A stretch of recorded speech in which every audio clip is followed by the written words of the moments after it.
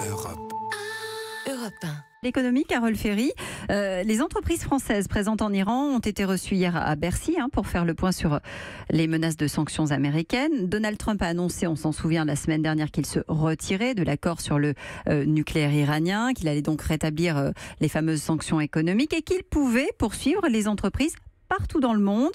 Déjà, est-ce qu'on en sait un peu plus aujourd'hui ? Oui, déjà, il y a un calendrier. À partir du 6 août, toutes les transactions avec l'Iran seront interdites dans le secteur de l'aéronautique. Ça veut dire que Boeing ne pourra plus vendre un seul avion à l'Iran dans 2 mois et demi sous peine de sanctions financières.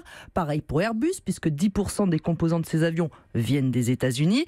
Et à partir du 4 novembre, ce sera la même chose dans le secteur de l'énergie, du pétrole notamment, et dans le secteur de la finance. Et alors d'ici cette date, que compte faire la France pour protéger les intérêts de nos entreprises ? La France va d'abord essayer de repousser ce calendrier, de gagner du temps pour négocier avec les Américains.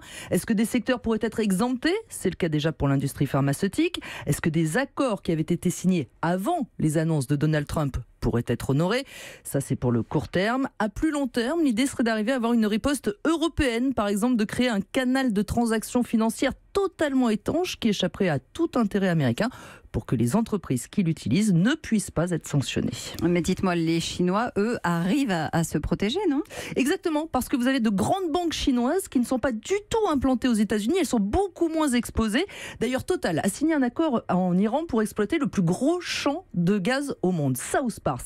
Si Total est obligé d'abandonner le projet, les Chinois, actionnaires aujourd'hui à 30%, pourront reprendre le projet. Le plus grand champ gazier ne sera plus français, mais chinois. Ça a été acté avec Total dès la signature du contrat. Et les Chinois, eux, ça ne leur pose pas de problème.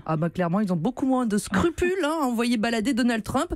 D'ailleurs, tout ça, c'est avant tout une bataille psychologique. On montre les muscles, on se menace. Un expert m'expliquait, les Chinois, eux, peuvent dire « Si vous nous sanctionnez en Iran, nous, on ne fabrique plus vos téléphones Apple.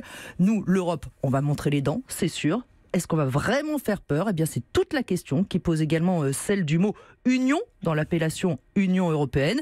Et dans l'histoire, ce sont bien les Chinois qui pourraient finalement s'emparer des marchés iraniens à notre place. D'ailleurs, aujourd'hui, 25% des importations iraniennes viennent de Chine. C'était 8% avant les premiers embargos sur l'Iran. François ? Oui, c'est l'argument d'ailleurs qu'avait fait valoir Emmanuel Macron auprès de Donald Trump dès le départ, en lui disant si vous cassez cet accord, c'est pas contre les Européens que vous jouez, c'est contre les Chinois, puisque il l'avait admis lui-même pendant la campagne présidentielle en dénonçant l'accord, en disant « Regardez, cet accord permet aux Iraniens de récupérer du cash pour pouvoir acheter des armes et des Airbus. » Donc clairement, il avait compris la logique commerciale de cette dénonciation.